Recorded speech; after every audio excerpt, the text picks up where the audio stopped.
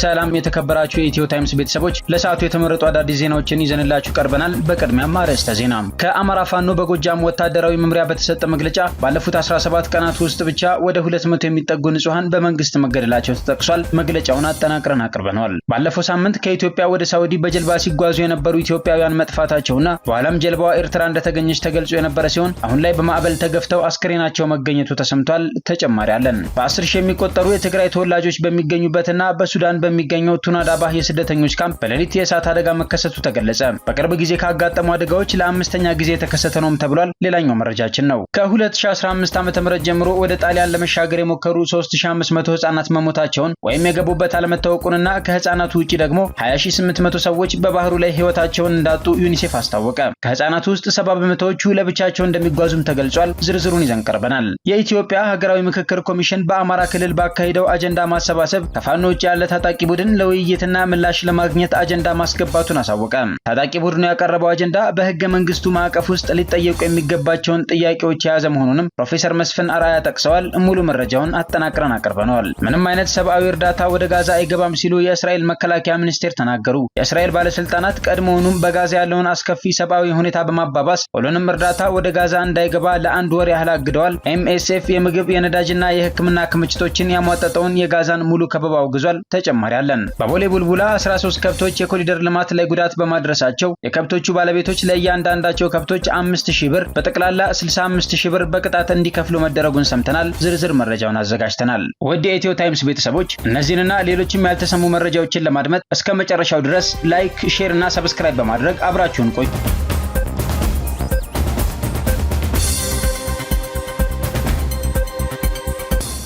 ባለፈው ሳምንት በርካታ ኢትዮጵያውያን ከኢትዮጵያ ወደ ሳውዲ ሲሄዱ ጀልባዋ ጠፍታ እንደነበርና ኤርትራ ተገኝታ እንደነበር ተነግሮ ነበር። አሁን ላይ ማዕበል ወደ መሃል የመን አልሁዴዳ ተፍቷቸው አስክሬናቸው እንደተገኘ የደረሰን መረጃ ያመላክታል። አብዛኞቹ ከቆቦና ከሬማ የሄዱ መሆናቸውን ምንጮች የገለጹ ሲሆን የተወሰኑት መታወቂያቸው ተገኝቷል። በሱዳን በሚገኘው ቱናዳባህ የስደተኞች ካምፕ የእሳት አደጋ መከሰቱ ተገለጸ። በዛሬው ዕለት ባጋጠመው የእሳት አደጋ በርካታ መጠለያዎችና የንግድ መደብሮች መቃጠላቸው ተዘግቧል። እሳት አደጋው በሌሊት በመከሰቱ ቶሎ ለማጥፋት እንዳልተቻለም ተረድተናል። በዚህ የስደተኞች ካምፕ ውስጥ በ10 ሺህ የሚቆጠሩ የትግራይ ተወላጆች የሚገኙ ሲሆን በቅርቡ በካምፑ የእሳት አደጋ ሲያጋጥም የዛሬው 5ኛ ጊዜው ነው ተብሏል። በሜዲትራኒያን ባህር ላይ ከ3500 በላይ ህፃናት እንደሞቱ ዩኒሴፍ ተናገረ። ከ2015 ጀምሮ ወደ ጣሊያን ለመሻገር የሞከሩ 3500 ህፃናት መሞታቸውን ወይም የገቡበት አለመታወቁን ዩኒሴፍ አስታውቋል። ከህፃናቱ በተጨማሪ 20800 ሰዎች በተጠቀሰው ዓመት ውስጥ በባህሩ ላይ ህይወታቸውን እንዳጡም አስታውቋል። ትክክለኛ ቁጥሩ ከዚህም ሊበልጥ እንደሚችል ያሳወቀው ዩኒሴፍ ሜዲትራኒያንን ተሻግረው ጣሊያን ለመግባት ከሚሞክሩት መሃል 17 በመቶ ያህሉ ህፃናት መሆናቸውንም ገልጿል። ከህፃናቱ ውስጥ 70 በመቶዎች ለብቻቸው አስፈሪውን ጉዞ እንደሚያደርጉ የገለጸው ዩኒሴፍ ህፃናቱ ከጦርነትና ከአስከፊ ድህነት ለመራቅ ጉዞውን እንደሚያደርጉ ገልጿል። ዩኒሴፍ በየቀኑ በሜዲትራኒያን ባህር ላይ የአንድ ህፃን ህይወት ያልፋል ያለ ሲሆን ሁሉም አካላት የህፃናትና የንጹሃን ዜጎች ደህንነት እንዲረጋገጥ እንዲሰሩ ጥሪውን አቅርቧል። በሻሸመኔ ከተማ የበርበሬ ምርትን ከባዕድ ነገር ጋር ሲቀላቀል የነበረ ተቋም በጥቆማ ተያዘ። ምግብን ከባዕድ ነገር ጋር መቀላቀል በህብረተሰብ ጤናና ኢኮኖሚ ላይ ከፍ ያለ ጉዳት የሚያደርስ አሳሳቢ ጉዳይ መሆኑንም የኢትዮጵያ ምግብና መድኃኒት ባለስልጣን አስታውቋል። ባለስልጣኑ ለህብረተሰቡ የሚቀርቡ የምግብ ምርቶች ጥራትና ደህንነታቸው ይጠበቅ ዘንድ የቁጥጥር ስራዎችን እየሰራ እንደሚገኝ፣ ከዚሁ ጋር በተያያዘም ከፊታችን የሚከበረውን የትንሣኤ በዓልን ምክንያት በማድረግ በሻሸመኔ ከተማ ባዕድ ነገርን ከበርበሬ ምርት ጋር በመቀላቀል ለህብረተሰቡ ሊያቀርብ የነበረን ተቋም መያዙን ይፋ አድርጓል። የኢትዮጵያ ምግብና መድኃኒት ባለስልጣን ሐዋሳ ቅርንጫፍ ከጉምሩክ ኮሚሽን ሐዋሳ ቅርንጫፍ ኢንተለጀንስ ባለሙያዎች ከኦሮሚያ ጤና ቢሮ ጤና ነክ ግብዓት ጥራት ቁጥጥር ዳይሬክቶሬት እንዲሁም ከሻሸመኔ ከተማ ጤና መምሪያና ከሻሸመኔ ከተማ ፖሊስ ጋር ባካሄደው በሰርቬላንስ በታገዘ ክትትል ምርቱ ከመሰራጨቱ በፊት በቁጥጥር ስር መዋል ተችሏል። በርበሬን ከባዕድ ነገር ጋር ሲቀላቀል የተገኘውን ተቋም ለመያዝ በተደረገው ኦፕሬሽን ተቋሙ በርበሬውን ለማቀለም ሲጠቀምበት የነበረው ቀሰም ቀለም፣ የበርበሬ ተረፈ ምርት የሆነ ፎሼ እንዲሁም ሌሎች ግብዓቶችን መያዝ የተቻለ ሲሆን በኦፕሬሽኑ ወቅት የሻሸመኔ ህዝብ ህገወጥ ተግባር ላይ የተሰማራውን ተቋም ለመያዝ ላደረጉት ከፍተኛ ርብርብ ምስጋና ማቅረቡን የተገኘው መረጃ ያመለክታል። በ9 ወራት ውስጥ ከ1700 በላይ አቤቱታዎችን መቀበሉን የኢትዮጵያ ሕዝብ እንባ ጠባቂ ተቋም አስታወቀ። በ2017 በጀት ዓመት በ9 ወራት ውስጥ ብቻ 2890 አቤቱታዎችን ለመቀበል አቅዶ 1716 አቤቱታዎች ብቻ ናቸው የቀረቡልኝ ብሏል። እናም የእቅዴን 60 በመቶ ብቻ ነው ማሳካት የቻልኩት ሲል በ9 ወር እቅድ አፈጻጸም ሪፖርቱ ገልጿል። በበጀት እጥረት ተቋሙን የማስተዋወቅ ስራ እየተሰራ ባለመሆኑ የተቋሙ ነፃ የቅሬታ መቀበያ በሚፈለገው መልኩ አገልግሎት እየሰጠ አለመሆኑና የተቋሙ የማስፈጸም አቅም በበጀት ቁሳቁስና የሰው ኃይል የተሟላ አለመሆን ለስኬቱ ማነስ ምክንያት መሆናቸውን ጠቅሷል። ከቀረቡት 1716 አቤቱታዎች ውስጥ 564 አቤቱታዎች ተቀባይነት ባለማግኘታቸው በተቋሙ ስልጣን ስር የማይወድቁ ማለትም በፍርድ ቤት የታዩ የወንጀል ጉዳዮች ላይ የቀረቡ አቤቱታዎች በመሆናቸው ተገቢው የህግ ምክር አገልግሎት ተሰጥቷቸው ተሸኝተዋል ይላል ሪፖርቱ። 469 አቤቱታዎች ደረጃቸውን ያልጠበቁ፣ ቀሪ 683 አቤቱታዎች ደግሞ ምርመራ እንዲካሄድባቸው ለመርማሪዎች የተመሩ መሆኑን በሪፖርቱ አመላክቷል። በአማራ ክልል ለምክክር ኮሚሽን አጀንዳቸውን ያቀረቡት ከፋኖ ውጭ ያሉ ታጣቂዎች ናቸው ተባለ። የኢትዮጵያ ሀገራዊ ምክክር ኮሚሽን በአማራ ክልል ባካሄደው አጀንዳ ማሰባሰብ ከፋኖ ውጭ ያለ ታጣቂ ቡድን ለውይይትና ምላሽ ለማግኘት አጀንዳ ማስገባቱን ተናግሯል። ከፋኖ ውጭ ያለ ታጣቂ ቡድን ለውይይትና ምላሽ ለማግኘት አጀንዳ ማስገባቱን የኮሚሽኑ ሰብሳቢ ተናግረዋል። ፕሮፌሰር መስፍን አርአያ እንዳሉት ታጣቂ ቡድኑ ወደ ትጥቅ ትግል ያስገቡትን ምክንያቶች የምክክር አጀንዳ ጥያቄዎች በማድረግ ወደ ምክክር ኮሚሽኑ ማምጣታቸውን ገልጸዋል። የኢትዮጵያ ሀገራዊ ምክክር ኮሚሽን በአማራ ክልል ከመጋቢት 27 እስከ ሚያዝያ 4 2017 ዓ.ም በባህር ዳር ከተማ ባካሄደው የአጀንዳ ማሰባሰብ የፖለቲካ ፓርቲዎች፣ የመንግስት አካላት፣ ታዋቂ ግለሰቦች፣ የማህበረሰብ ወኪሎችና የተለያዩ ተቋማት እንዲሁም የማህበራት ተወካዮች መሳተፋቸው ተገልጿል።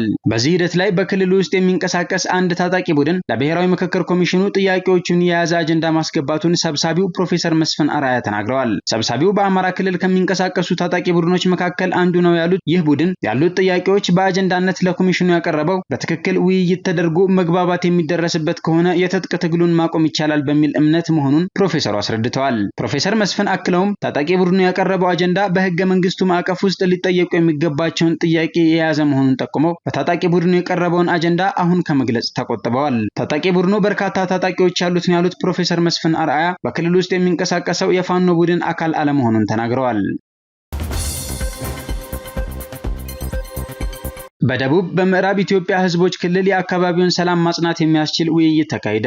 በተለያዩ ጊዜያት ውጫዊና ውስጣዊ የሆኑ በህገ ወጥ መንገድ የታጠቁ ጸረ ሰላም ቡድኖች ምክንያት የደቡብ ምዕራብ ኢትዮጵያ ክልል ፈተናዎች ተጋርጠውበት የነበረ ቢሆንም ህብረተሰቡ ሰላሙን ለመጠበቅ እያደረገ ያለውን ጥረት አጠናክሮ ሊቀጥል እንደሚገባ ተመላክቷል። የደቡብ ምዕራብ ኢትዮጵያ ክልል ከጋምቤላ ክልልና ደቡብ ሱዳን ቦርደር ሲሆን አካባቢው በማዕድን የበለጸገ ከመሆኑ ጋር ለዘረፋ የተደራጁ ቡድኖች ክልሉን የግጭት ቀጠና ለማድረግ ሲንቀሳቀሱ ቆይተዋል ያሉት የደቡብ ምዕራብ ኢትዮጵያ ክልል ርዕሰ መስተዳድር ዶክተር ኢንጂነር ነጋሽ ዋጊሾ ናቸው። ህብረተሰቡ ሰላምን ለማጽናት የቻለውን ያህል ጥረት እያደረገ ነው። በመሆኑም በክልሉ አሁን ላይ እየተመዘገቡ ያሉ የልማት ትሩፋቶች ህዝቡ ሰላሙን ከመጠበቅ ባሻገር ያስመዘገባቸው ውጤቶች ናቸው ብለዋል። የማዕከላዊ እዝ አዛዥ ሌተናል ጀነራል ዘውዱ በላይ ክልሉን በህገ ወጥ መንገድ ታጥቀው ፍላጎታቸውን በመሳሪያ ለማስፈጸም የሚሯሯጡ አካላት ከህግ በታች መሆናቸውን ሊረዱ ይገባል። እነዚህ ጸረ ህዝብ አቋማቸውን እያራመዱ ያሉ አካላት ከህብረተሰቡ የወጡ በመሆናቸው ህዝቡ ከጸጥታ ኃይሉ ጎን በመሰለፍ ኃላፊነቱን መወጣት እንደሚጠበቅበት አመላክተዋል። የውስጥ ጸረ ሰላም ኃይሎች ለውጭ ቡድኖች በር የሚከፍቱ መሆኑን በመገንዘብ የወጡበትን ማህበረሰብ ከመዝረፍና የክልሉን ሀብት ከመመዝበር ተቆጥበው ወደ ህብረተሰቡ መመለስ እንደሚጠበቅባቸው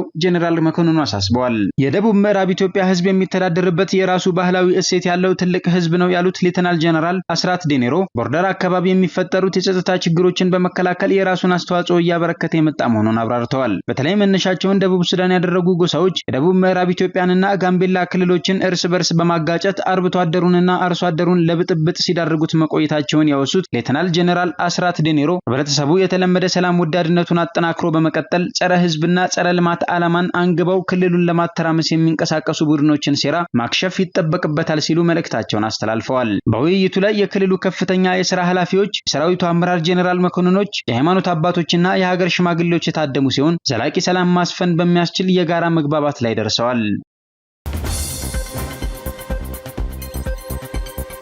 የሀገራችንን የአየር ክልል ከማንኛውም ጥቃት ከመጠበቅ ባለፈ ታሪክን የማደስ ተግባራችንን አጠናክረን እንቀጥላለን ሲሉ ሌተናል ጄኔራል ይልማ መርዳሳ ተናገሩ። የኢፌዴሪ አየር ኃይል አዛዥ ሌተናል ጄኔራል ይልማ መርዳሳ ከ37 ዓመት በላይ ከአገልግሎት ውጪ ሆኖ የቆየውንና የቀድሞ የሀገራችን ፕሬዝዳንት መንግስቱ ኃይለማርያም ይንቀሳቀሱበት የነበረው የዲኤችሲ-5 ቡፋሎ አውሮፕላን ጥገናና ማሻሻል በማድረግ ወደ ስራ ላስገቡ ኢንጂነሮችና ቴክኒሻኖች ምስጋና አቅርበዋል። አውሮፕላኑን ሙሉ ጥገና የተካሄደለትና ከዘመኑ ጋር የተዋሃዱ ቴክኖሎጂዎች የተገጠሙለት መሆኑን ማረጋገጣቸውና ተደጋጋሚ ሙከራ ወደ ኃይል እንዲቀላቀል በመደረጉ መደሰታቸውን የገለጹት አዛዡ በተቋሙ የሚመራመሩና ተአምር የሚፈጥሩ ወጣቶች መኖራቸውን ያየንበትም ነው ብለዋል። መከላከያ ትጥቆችን ከመግዛት በተጨማሪ አምራች ለመሆን እያደረገው ባለው ጥረት ከፍተኛ ውጤት እየተገኙ መሆኑን የገለጹት ሌተናል ጄኔራል ይልማ መርዳሳ አንጋፋው የአየር ኃይላችንም የዚሁ አካል በመሆን በተለያዩ ዘርፎች የተለያዩ ፕሮጀክቶችን በመንደፍ እየተንቀሳቀሰ እንደሚገኝም አረጋግጠዋል። ለታላቅ ሀገር ታላቅ የአየር ኃይል በሚል መሪ ቃል የተገነባው የአየር ኃይላችን የሀገራችንን የአየር ክልል ከመጠበቅ ባለፈ ታሪኩን እያደሰና ዘመኑን የዋጀ ተግባራትን እያከናወነ ሀገራዊ አቅም የመሆን ተግባሩን አጠናክሮ ይቀጥላል ብለዋል። በአየር ኃይል ቴክኒሻኖች ጥገናና መሻሻል ተደርጎለት ወደ ኃይል የተቀላቀለውና ካናዳ ስሪት የሆነው የዲኤችሲ-5 ቡፋሎ አውሮፕላን ቀድሞ የሀገራችን ፕሬዝዳንት ከሀገር ሲሸሹ እስከ ኬንያ የሄዱበት አውሮፕላን መሆኑን ታሪካዊ ያደርገዋል። ምንም አይነት ሰብአዊ እርዳታ ወደ ጋዛ አይገባም ሲሉ የእስራኤል መከላከያ ሚኒስቴር ተናገሩ። የእስራኤል ፖሊሲ ግልጽ ነው እና ምንም አይነት ሰብአዊ እርዳታ ወደ ጋዛ አይገባም ሲሉ የእስራኤል የመከላከያ ሚኒስቴር እስራኤል ካትዝ በኤክስ ገጽ ላይ ባወጡት መግለጫ አጋርተዋል። የሰብአዊ እርዳታ ወደ ጋዛ ሰርጥ እንዳይገባ መከላከል ሐማስ ይህንን ድጋፍ በህዝቡ ላይ እንዳይጠቀም ከሚከለክሉት ዋና የግፊት መሳሪያዎች አንዱ ነው ሲሉ ካትዝ አክለዋል። አሁን ባለው እውነታ ማንም ሰው ወደ ጋዛ ምንም አይነት ሰብአዊ እርዳታ ለማስገባት ፈቃደኛ አይደለም እናም ማንም ወደዚህ እርዳታ ለማስገባት ዝግጁ አይደለም ብለዋል። የእስራኤል ባለስልጣናት ቀድሞውንም በጋዛ ያለውን አስከፊ ሰብአዊ ሁኔታ በማባባስ ሁሉንም እርዳታ ወደ ጋዛ እንዳይገባ ለአንድ ወር ያህል አግደዋል። ድንበር የለሹ የሐኪሞቹ ቡድን ወይም ኤምኤስኤፍ የምግብ የነዳጅና የሕክምና ክምችቶችን ያሟጠጠውን የጋዛን ሙሉ ከበባ አውግዟል። የእስራኤል ኃይሎች በጋዛ ውስጥ በማንኛውም መልኩ በጊዜያዊ ወይም በቋሚ ሁኔታ በጠላትና በእስራኤል ማህበረሰቦች መካከል እንደ ሊባኖስና ሶሪያ ሁሉ በጸጥታ ቀጠና ውስጥ ይቆያሉ ሲሉ ካትዝ አክለዋል። በትግራይ ክልል ተቋርጦ የቆየው የቀድሞ ታጣቂዎች የተሐድሶና መልሶ የማቋቋም ስልጠና ዛሬ ዳግም ተጀምሯል። የስልጠና ሂደቱንም የአፍሪካ ህብረትና የዓለም አቀፍ ተቋማት ታዛቢዎች ልዑክ በመቀሌ የስልጠና ማዕከል ተገኝተው ምልከታ አድርገዋል። የብሔራዊ ተሐድሶ ኮሚሽነር ተመስገን ጥላሁን በዚህ ወቅት እንደተናገሩት ከትግራይ ክልል በተጨማሪም በአፋር፣ አማራና ኦሮሚያ ክልሎችም የቀድሞ ታጣቂዎችን በተሐድሶ ስልጠና በማሳለፍ ወደ ማህበረሰቡ የመቀላቀል ስራ ተከናውኗል። በትግራይ ክልል ቀደም ሲል ስልጠና ሲሰጥባቸው በቆዩት የመቀሌና ዕዳጋ ሐሙስ የተሐድሶና መልሶ ማቋቋም የስልጠና ማዕከላት የቀድሞ ታጣቂዎችን ተቀብለው እያስተናገዱ እንደሚገኙ አስታውቀዋል። አሁን ላይ 5000 የቀድሞ ታጣቂዎች በተሐድሶ ስልጠና እያለፉ ይገኛሉ ያሉት ኮሚሽነሩ በእስካሁኑ ሂደት 12000 የሚጠጉ የትግራይ ክልል የቀድሞ ታጣቂዎች በተሐድሶና መልሶ ማቋቋም ስልጠና እንዲያልፉ መደረጉን አስታውቀዋል። በአጠቃላይ እንደ ሀገር በአፋር፣ ትግራይ፣ አማራና ኦሮሚያ ክልሎች 25000 የቀድሞ ታጣቂዎች በተሐድሶና መልሶ ማቋቋም ስልጠና ሂደት ማለፋቸውን አብራርተዋል። የኮሪደር ልማት ላይ ጉዳት ያደረሱ 13 ከብቶች በቁጥጥር ስር ዋሉ። በቦሌ ቡልቡላ 13 ከብቶች የኮሪደር ልማት ላይ ጉዳት በማድረሳቸው በቁጥጥር ስር ውለው የከብቶቹ ባለቤቶች ለእያንዳንዳቸው ከብቶች 5000 ብር በጠቅላላ 65000 ብር በቅጣት እንዲከፍሉ ከተደረገ በኋላ ተለቀዋል። ከአማራ ፋኖ በጎጃም ወታደራዊ መምሪያ መግለጫ ተሰጠ።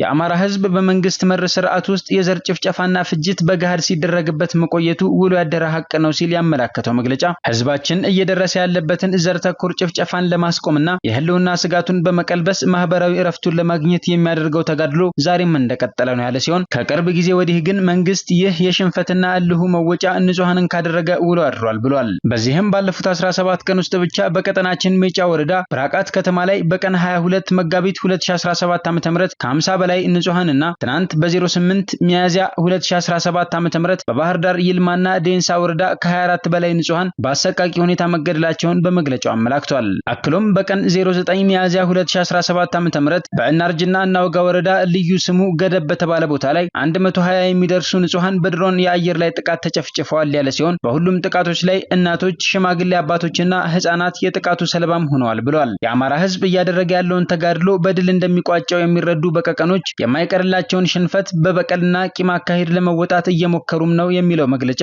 የትኛውም አይነት ግፍ መከራም ሆነ ዘር ተኮር ጭፍጨፋና ፍጅት መጠንና ቅርጹ ይቀያየር እንጂ ጫካ ያስወጣን ዋና አመክንዮ ነው ሲል ይገልጻል። በመጨረሻም በህማማትና ስቅለት ያላለፉ ትንሳኤውን አያዩምና በመንከፍለው ዋጋ ሁሉ ጽናትን በመላበስ ህዝባችንን የድል ባለቤት ለማድረግ አስፈላጊውን ዋጋ ሁሉ እንደምንከፍል ቃል እየገባን የትግሉን ዓላማና ግብ ቅድስናን በመከተል ለመስዋዕትነት እንድንዋደቅ እያሳሰብን ዘላለማዊ ክብርና ሞገስ ለትግሉ ሰማዕታት እንዲሆን እንመኛለን ሲል መግለጫውን ቋጭቷል።